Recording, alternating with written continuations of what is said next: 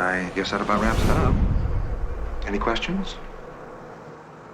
Well, we're back, and welcome back to Gotta Know Joe Hobbies in Spring, Texas. Conveniently located between this place and that place. All right, folks, so been a couple of days, but I want to go over a couple of things real quick, and I'm just gonna touch base with you on a few things. It's gonna be a short video, but what?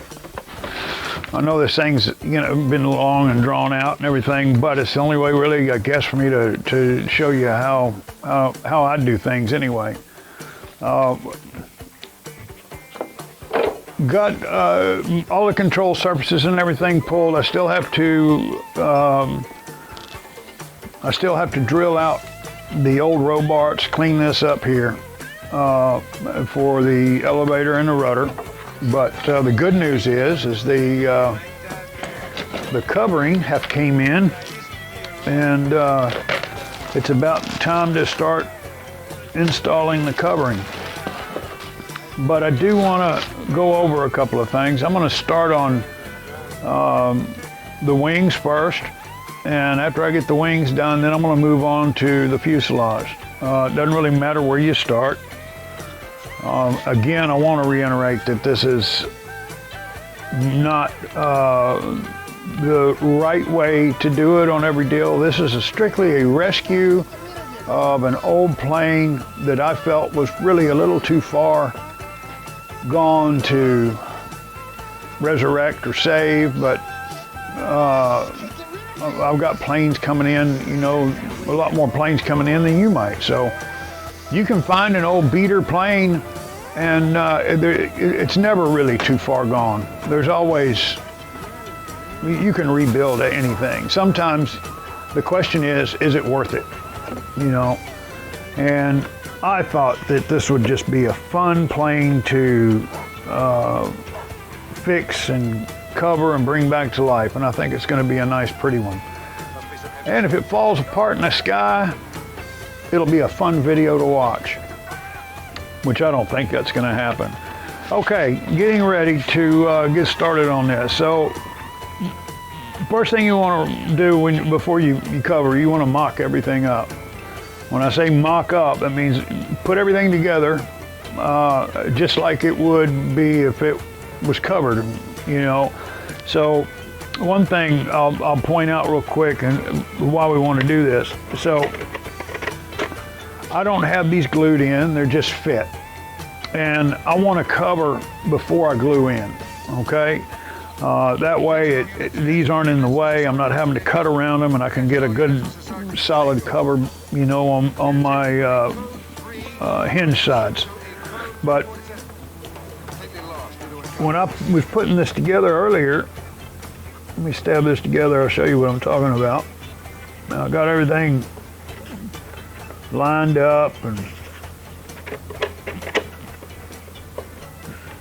first time I put it together, I was having to reach in here and grab both sides, squeezing on them, to get them to pop into place. And I couldn't, it would have been almost impossible for me to do it like this if it was covered, if I couldn't get my fingers in here. That would have been a big problem. That would have been a super big problem if I had it covered already and I'm having to apply a lot of force here. I could have broke something, maybe would have had to went back and drilled out, and while when you got to go back like that, it sometimes can create problems that you just don't want to deal with. So always mock up your control surfaces. Make sure that you've got good clearance on both sides, and you have to remember that you're going to have covering, which this is a little bit of an issue on this one that I'm going to have to address before I cover. You can see the gap on this one, on this side here, and if you look over here, you see how tight that is? Well, once I get covering in there, it's going to make that even tighter. Now, the one thing I don't have to worry about, I don't have to cover this, the end cap. So I'm not going to have covering on this side and this side, which that means it would be, twice as thick. I may be able to get away without having to do any sanding there, but it does get pretty tight in here. And if you get into that problem after you get it covered and you got a rubbing issue, you're gonna have to sand it. Somehow it's gonna, and it's easier to sand when you can take it off than it is when it's together. The other thing you wanna look out for when you put this stuff together like this is you wanna make sure that the trailing edge lines up, okay? This one here had a little bit of an offset. It was sticking up on both sides. So what did I do? I grabbed my sanding plane and sanded it down and made sure it was smooth all the way across. So one other thing we need to look at, let me shut this thing up here real quick. We'll call you back in a minute, Greg. This plane has got wing struts. And when you take these wing struts apart and you cover a wing, a lot of times you'll find that this particular wing's got a blind nut here on the outer portion, okay? And I've got a little hole there. So I've already tested that with the threads, make sure the threads work and everything. And let's say we've got another one here. And this one here's got a blind nut behind it. And then we have two more holes here. And that's the center bracing. That's these little guys here that go up. So these are they have like a wood screw on them. They don't have a threaded nut to screw into. So I need to make sure that that wood is tight enough for me to put that wood screw back in there. If I put that wood screw in there and I'm spinning, I've got it covered, then we've got a problem. So the point I'm trying to make, before you cover it, mock everything up. You really should take the time to put the plane completely together and check all the control surfaces, the wing struts, all that stuff. It does take time, and it seems like it's a little counterproductive because you got to put everything together just to take it back apart. But if you'll notice on any build shows when they're building motorcycles or real planes or cars or whatever, they always mock the whole thing up and take it back apart. And there's a reason they take the time to do that, because you'll get to a point where you'll have to tear apart new work. Sometimes it might be covering, sometimes it might be paint, sometimes it might be metal you have to cut. Okay, so enough of that. Drill that into the floor hard enough, I believe. Now, I'm not a big fan of the monocoat. It's a good covering, but it's just not. I like working with the other stuff better, Ultra Coat. And but the color I wanted to do is not offered in Ultra Coat. Oops, let me cut this little guy here. Be real careful with this. Now, this roll here is 25 foot, and it costs some money, about 60 bucks.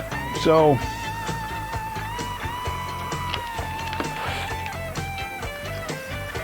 don't skimp on your covering. It just doesn't pay.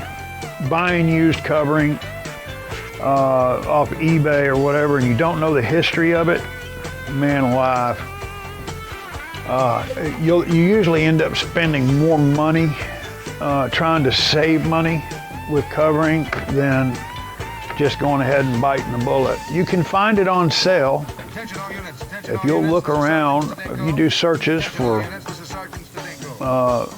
Ultra Coat or Monocoat, and just look and see, go by the lowest price and see if there's some colors you can live with. I think I got the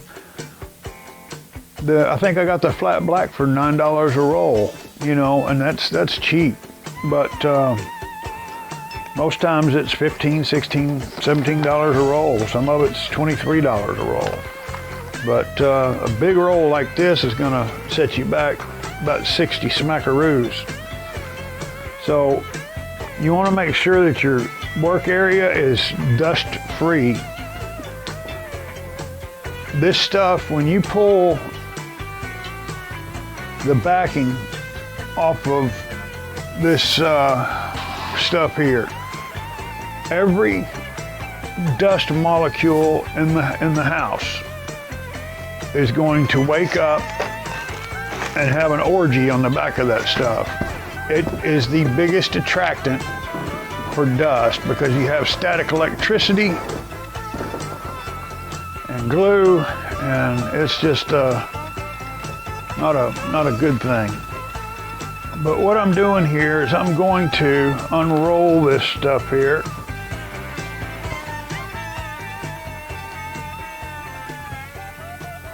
Like this.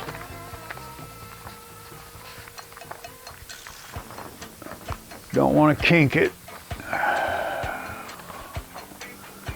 I don't want to cut it because sure enough, if I cut it, it's going to be in the wrong spot. Let's see here.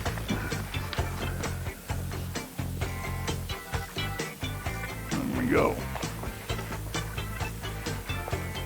Oh man, that smell.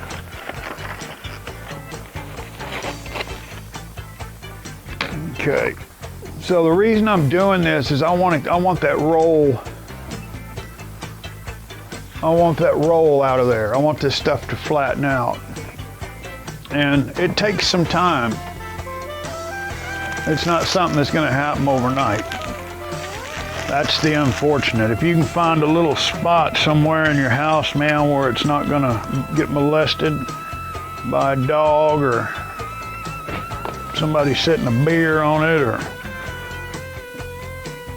grandkids thinking it's some kind of art project, or turn it into a slip and slide, you know, then by all means lay it out.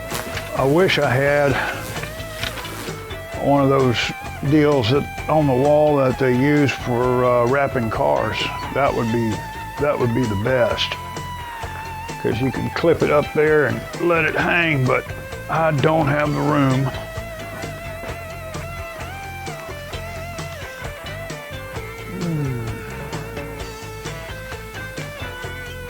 There we go. So this is the flat black. And you can see that just a little bit of dust is already on that guy. And I'm going to use this for some artwork on top, I'm thinking. Like ghost flames. You know, that gloss black on top of the flat black. And I think that's going to look super nice. Now remember, this stuff will scratch. So also, before you get started, if you can find it in your budget, locate this stuff right here. It's called Sig Stick It. Okay? The reason I say Sig Stick It is because the stuff I like to use, I can't find anymore. If you find some, let me know. I'd love to buy some more of it. But it's this is what I've always used, is Balsa Right by Cover Right. I gotta say, I don't think I've ever used this stuff here. It's supposed to work about the same. You know, what this is this is the glue that's on the back of this. And it seems like the more time that goes by, it seems like the glues get weaker and weaker on this stuff. I don't know if it has to do with EPA or what the deal is, but where I plan to stick the Mockup to the balsa, I'm going to go in and I'm going to brush it down with this stuff here and let it dry, let it cure. You never want to work with it like an hour or two. I like to 3 or 4 hours. I like to let it, because if you get in there too quick, sometimes it'll start to boil up.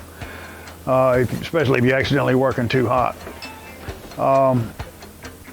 Tools. I'm trying to think of what else I want to cover.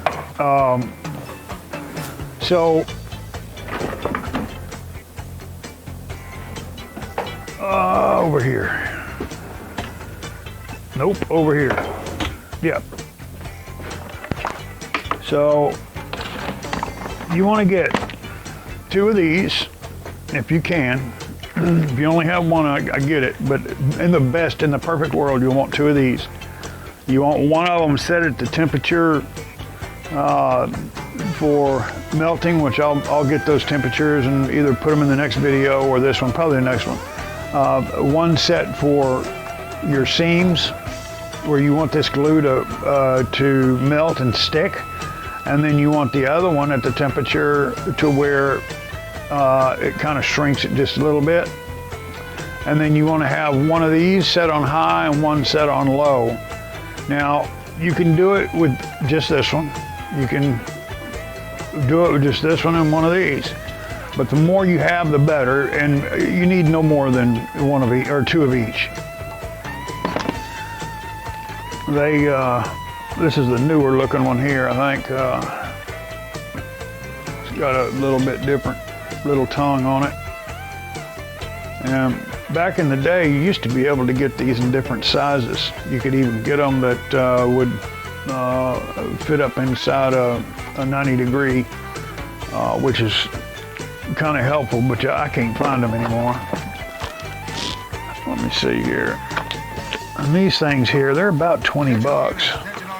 You know, if you run out and try to buy all this stuff at one time, man, you'll run yourself just stupid crazy trying to buy it all at once. But you know, you don't need to buy this stuff new. You buy it used. And what do we got here? Oh, that's a little stand. So yeah, you buy it used and buy you 1 thing a week, 2 things a week. You know, you might run into a guy that's nice like me and give you one, you know, if you're in need. If I've got them extra, I got no problem doing that. But I guess that's really about all I wanted to kind of cover on that stuff. This is the other color we plan on using. And there was one other little bottle of stuff I was gonna share with you if I can find it here. Here we go. This here's a trim solvent, and what this stuff here does is you're supposed to be able to put this, I think I've used this maybe once years ago. You're supposed to be able to put this on the back of this and it activates the glue so you can activate it with no heat. It works okay, best I remember. I don't remember it working real well. I've never tried the Mockup trim solvent on Ultra Coat. I know that. So, or maybe that's why it didn't work very well, because I tried it on Ultra Coat. But anyway, that's gonna be it for this video. We're getting ready to burn off. We've got to go Tuesday night. We're leaving for it's I think the 28th of September now. We're gonna go to Lubbock and pick up a bunch of kits and some airplanes. And right now I have got to get off here, and I've got to go pick up a 40% Bill Hempel that a good friend of ours covered for us. And I'm kind of excited about getting that thing. I think it's got like a 12 or 13 foot wingspan. It's just a big old beautiful plane with a big twin gas on it. I'm excited about getting that in here to the shop for people to see. And well, that's about it. We will catch you soon. So go roll out your cover and get all them wrinkles out of it and get all that memory out of it. And I got a bunch more rolls I got to lay out. So, and we'll see you when we start covering this big, beautiful Citabria. Y'all, thanks for watching. We'll be back with you soon. Oh, hey, like and subscribe, huh?